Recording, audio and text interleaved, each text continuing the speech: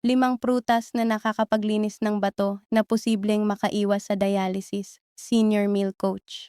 Si Linda ay 67 taong gulang nang sabihin sa kanya ng doktor, isa ka ng hakbang palapit sa dialysis. Ang kanyang mga bato na tahimik na gumagana sa loob ng maraming dekada ay nagsimulang pumalya at wala siyang ideya. Tulad ng milyon-milyong iba, akala niya sapat na ang malinis na pagkain. Ngunit ipinakita sa kanya ng isang nutrisyonista ang 5 hindi gaanong kilalang prutas na nakakatulong linisin at suportahan ang paggana ng bato. Sa loob lamang ng ilang linggo, dramatiko ang pagbuti ng kanyang mga resulta. Ngayon sa Senior Meal Coach, ibabahagi namin ang eksaktong 5 prutas na ito, kung paano masisiyahan sa mga ito, at ang mga karaniwang pagkakamali na ginagawa pa rin ng karamihan ng mga tao na lampas 60 taon. Kung inakala mo noon na tama na ang pagkain mo para sa iyong mga bato, baka magulat ka sa video na ito. Una, blueberries. Ang blueberries ay parang natural na botika dahil sa kanilang malakas na antioxidants. Maraming lumalaking pag-aaral ang nagpapakita na lalo itong kapaki-pakinabang para sa iyong mga bato. Ayon sa National Kidney Foundation, ang blueberries ay makakatulong sa mga taong may chronic kidney disease, CKD, at maging sa mga may posibilidad na magkaroon ng kidney stones. Ang blueberries ay mayaman sa anthocyanins, mga natural na compounds mula sa halaman na nakakatulong pigilan ang bakterya na dumikit sa lining ng urinary tract. Ito ay maaaring magpababa ng panganib ng urinary tract infections, UTI, na napakahalaga para protektahan ang iyong mga bato. Ang anthocyanins ay pinag-aaralan din para sa kanilang papel sa pagpigil sa sakit sa bato. Halimbawa, isang pag-aaral noong 2022 sa mga daga ang natuklasan na ang anthocyanins ay maaaring makatulong pabagalin ang pag-usad ng diabetic kidney disease,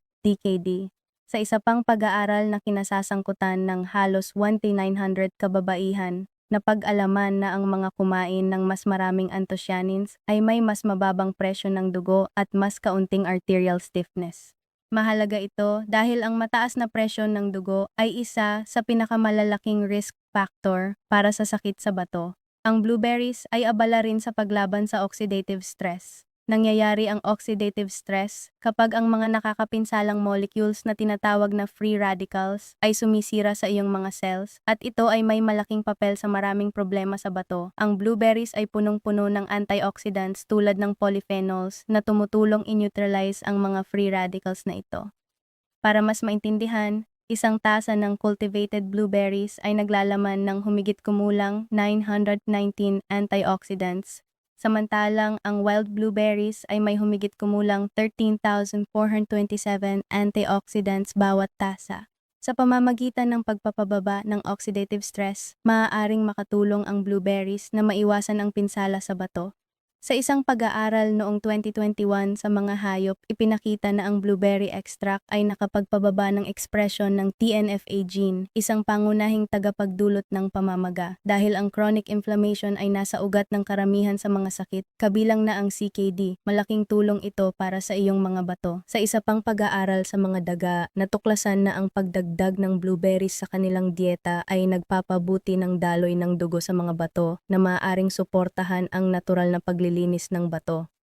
Ipinahiwatig din sa parehong pag-aaral na ang blueberries ay maaaring positibong makaapekto sa mga genes na kasangkot sa regulasyon ng presyon ng dugo at balanse ng likido, na parehong mahalaga para sa pangmatagalang kalusugan ng bato. Tinutulungan din ng blueberries na ma-address ang mga pangunahing risk factor para sa CKD, kabilang ang mataas na blood sugar at mataas na presyon ng dugo. Para sa pinakamataas na benepisyo, piliin ang sariwa, buo, hilaw at organic na blueberries hanggat maaari. Ang kulay nito ay isang magandang sukatan ng kalidad. Ang hinog na blueberries ay malalim na asul o asul lilang may bahagyang puti o kulay abo na bloom sa balat. Ang natural na patong na ito ay nagpoprotekta sa berry mula sa araw at nagsasabi na handa na itong kainin. Iwasan ang mga puti o berde na berries. Hindi pa ito hinog at hindi kasing tamis o masustansya. Hanggat maaari, piliin ang organic. Ang Environmental Working Group, EWG, ay niranggo ang blueberries bilang ika-11 sa listahan ng mga prutas at gulay na may mataas na pesticide residues. Ang pagpili ng organic o blueberries na pinalaki gamit ang Integrated Pest Management,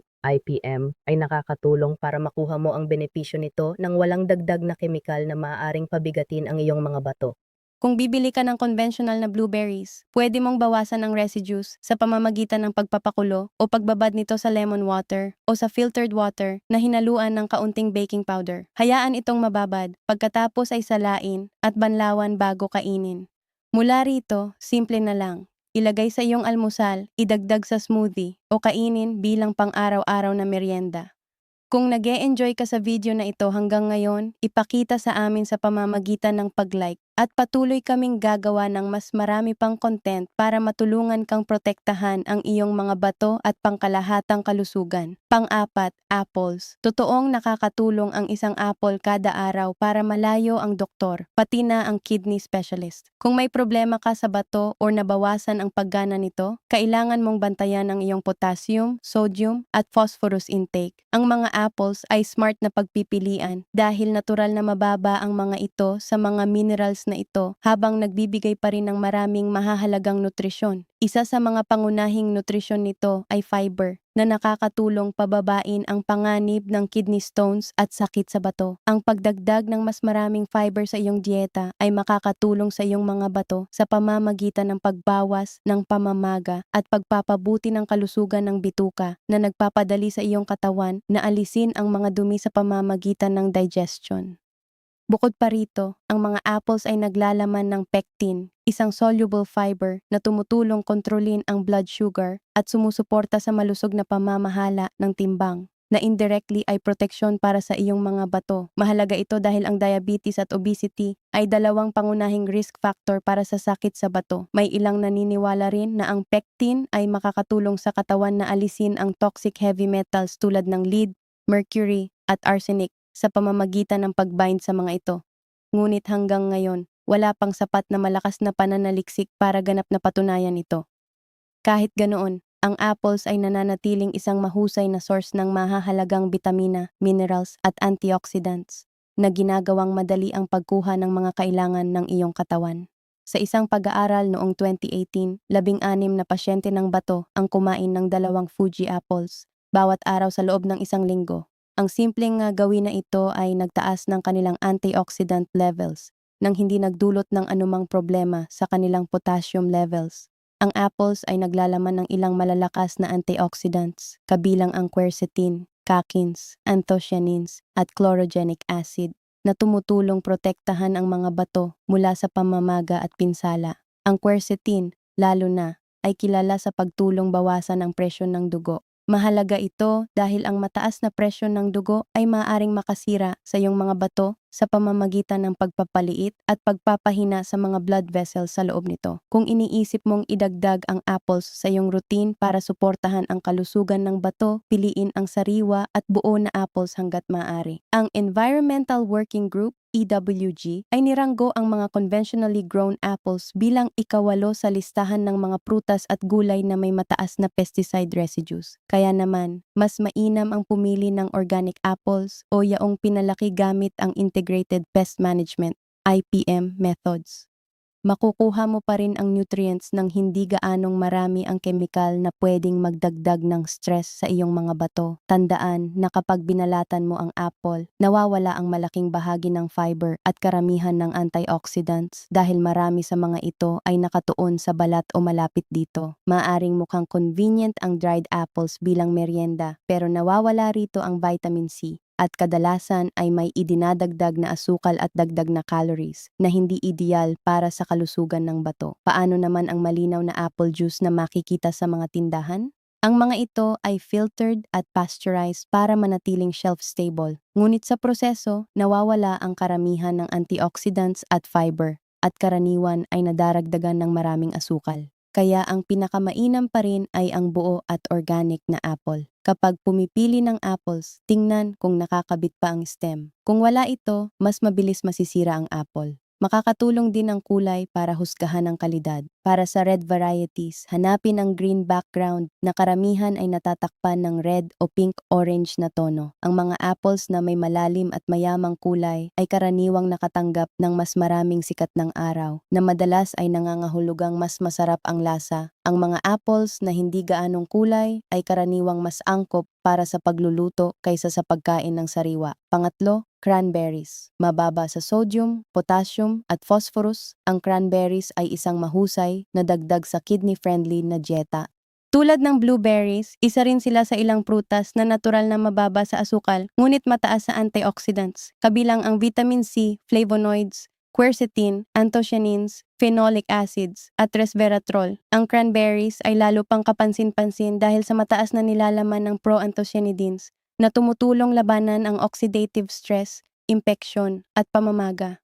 Sa simpleng paliwanag, ang mga proanthocyanidins at iba pang antioxidants ay tumutulong in-neutralize ang mga nakakapinsalang free radicals na maaaring makasira sa iyong mga cells, kabilang na ang maselang cells sa iyong mga bato, para itong paglilinis at pagbibigay proteksyon sa iyong kidney cells laban sa mga panlabas na banta. Ginagamit ang cranberries sa loob ng maraming dekada para makatulong, maiwasan at mapagaan ang sintomas ng urinary tract infections, UTI. Ang UTI ay naglalagay ng dagdag na stress sa mga bato at maaaring magdulot ng madalas o masakit na paghihi, kadalasan dahil sa bakterya tulad ng E. coli na pumapasok sa urinary tract. Habang ang antibiotics ang karaniwang paggamot para sa UTI, may ilang tao na nag-aalala sa mga side effect nito at naghahanap ng natural na option. Dito nakakatulong ang cranberries. Gumagana ito sa pamamagitan ng pagpigil sa bakterya na dumikit sa mga cells na bumabalot sa urinary tract. Sa isang 2008 Cochrane review, inanalisa ng mga mananaliksik ang tenupag-aaral na kinasasangkutan ng 1,049 na tao at natuklasan na ang mga produkto ng cranberry ay nakapagpababa ng rate ng UTI ng humigit kumulang 35% sa loob ng isang taon. Gayunpaman, mahalagang maintindihan na kapag nakadikit na ang bakterya sa urinary tract lining, tila hindi na kayang alisin ito ng cranberries.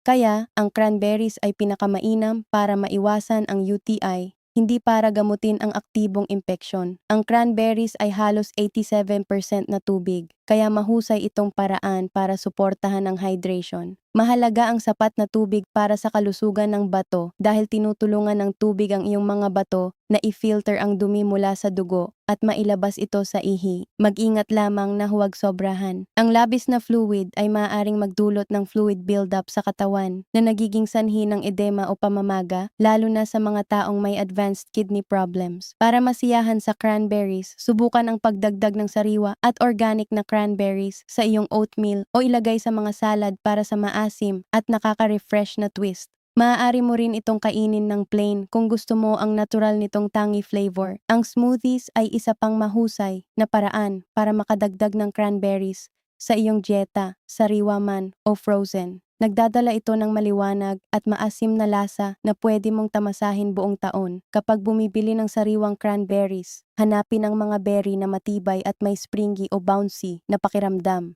na may makinis at makinang na pulang balat. Ang malalim na pulang kulay ay karaniwang nangangahulugang mas mataas ang konsentrasyon ng mga kapaki-pakinabang na compounds. Tandaan lang, ang dried cranberries, katulad ng raisins, ay hindi tunay na kapalit ng sariwa. Kadalasan, may idinadagdag silang asukal at mas kaunti ang bitamina, kaya hindi nila naibibigay ang parehong kidney-friendly na benepisyo tulad ng sariwa o frozen na cranberries. Pangalawa, grapes. Malakas na kakampi ang grapes pagdating sa kalusugan at detox ng bato. Dahil sa mataas na nilalaman ng tubig, nakakatulong ito na manatiling hydrated, isang mahalagang factor para matulungan ang iyong mga bato na maayos na mailabas ang dumi at toxins. Tulad ng nabanggit natin sa cranberries, sa simpleng paliwanag, ang grapes ay gumaganap bilang natural na diuretic. Nakakatulong ito na dagdagan ang produksyon ng ihi na isang mahalagang bahagi ng built-in detoxification process ng iyong katawan. Ang mga diuretics ay maaaring maging lalo pang kapaki-pakinabang kung mayroon kang kondisyon na nagiging dahilan para ang katawan ay mag-imbak ng sobrang fluid, kabilang na ang ilang problema sa bato. Bukod pa rito, ang grapes ay mayaman sa isang malakas na antioxidant na tinatawag na resveratrol. Ipinapakita ng mga lab at animal studies na ang resveratrol ay nakakatulong bawasan ang oxidative stress at pamamaga na sa kalaunan ay maaaring magpababa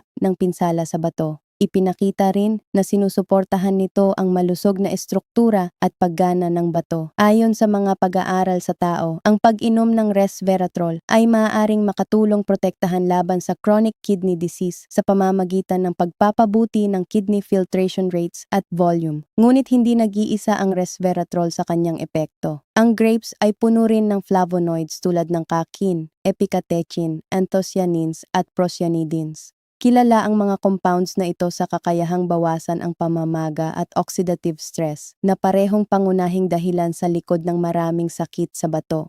Ipinakita rin na ang resveratrol ay maaaring pabagalin ang paglago ng kidney cancer cells. Kaya sa pamamagitan ng pagdagdag ng antioxidant-rich na grapes sa iyong dieta, binibigyan mo ang iyong mga bato ng isang malakas na paraan para suportahan ang mas mahusay na pangkalahatang kalusugan ng bato. At sa susunod na kumain ka ng grapes, huwag nang baliwalain ang mga buto. Maaring hindi sila pinakakomportable ng nangumunguya, pero kadalasan ay walang panganib at puno nga ng antioxidants tulad ng proanthocyanidins. Kung iniisip mong subukan ang grapeseed extract GSE, tandaan na ito ay mas concentrated kumpara sa simpleng pagkain ng grapes na may buto. Kaya mahalagang kumonsulta muna sa iyong doktor, lalo na kung umiinom ka ng blood thinners tulad ng aspirin o warfarin.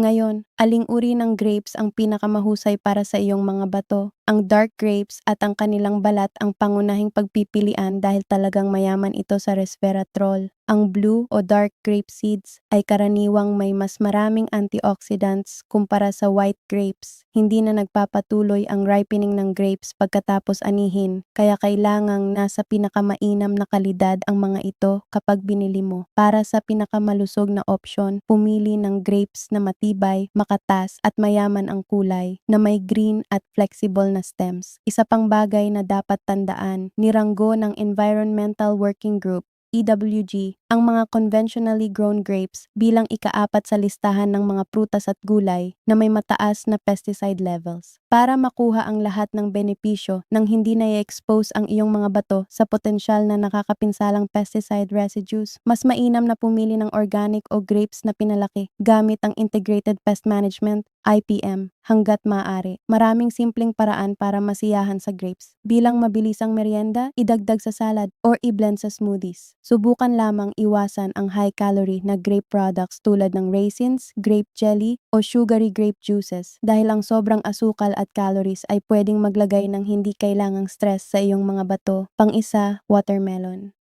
Ang watermelon ay isang klasikong paborito tuwing tag-init na halos walang masamang epekto. Ang makatas na prutas na ito ay natural na diuretic at binubuo ng humigit kumulang 92% na tubig sa timbang. Dahil umaasa ang iyong mga bato sa sapat na tubig para mailabas ang toxins at mga waste products, ang pagkain ng watermelon ay nagbibigay sa kanila ng malakas na hydrating boost at tumutulong mas epektibong maisagawa ang kanilang paglilinis.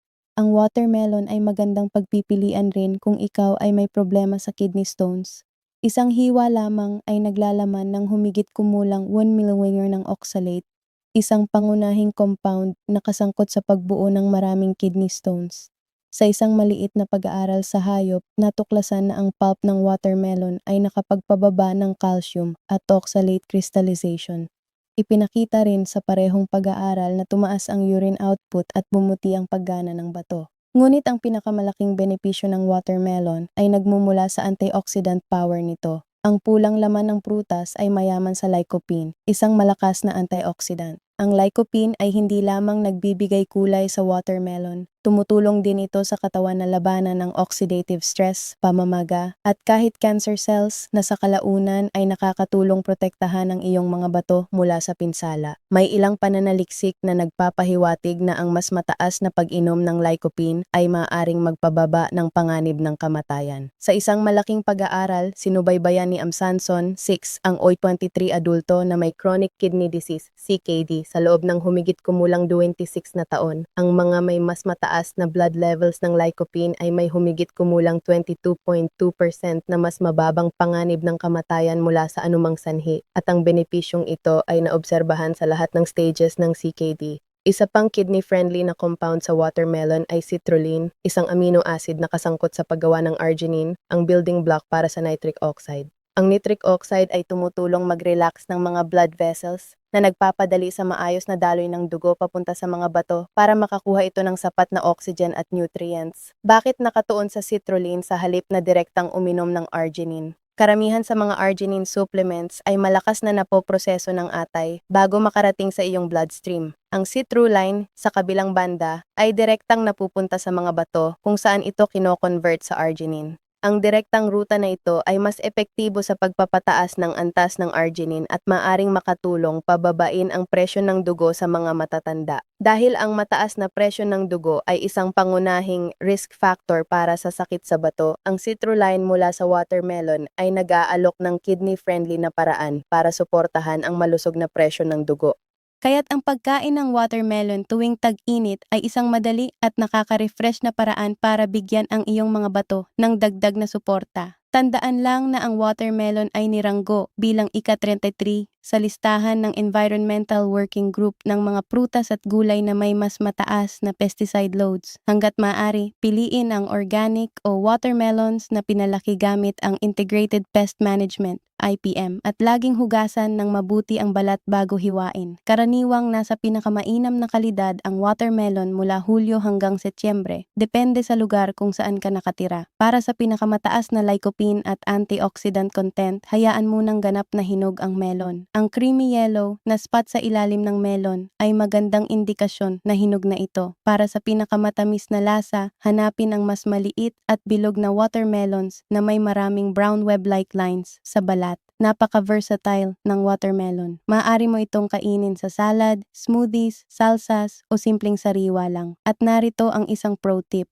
Huwag itapon ang balat at mga buto. Puno ito ng espesyal na antioxidants na nakakatulong protektahan ang iyong mga bato at atay na sumusuporta sa natural na detoxification process ng katawan. Subukan i-blend ang balat at buto sa smoothies o fresh juices para sa dagdag na health boost. Sa kabuuan, ang pagtuklas sa iba't ibang prutas at ang kanilang potensyal na benepisyo para sa kalusugan ng bato ay nagpapakita kung gaano kahalaga na isama ang mga ito sa iyong dieta. Mula sa blueberries hanggang cranberries, grapes, watermelon at apples, ang mga prutas na ito ay punong-puno ng antioxidants at nutrients na makakatulong protektahan at suportahan ang iyong mga bato. Ngunit tandaan, hindi palaging mas marami ang mas mabuti. Kung mababa ang paggana ng iyong bato, kailangan mo pa ring maging maingat sa kabuuang fluid intake dahil maaaring maging problema ang fluid retention.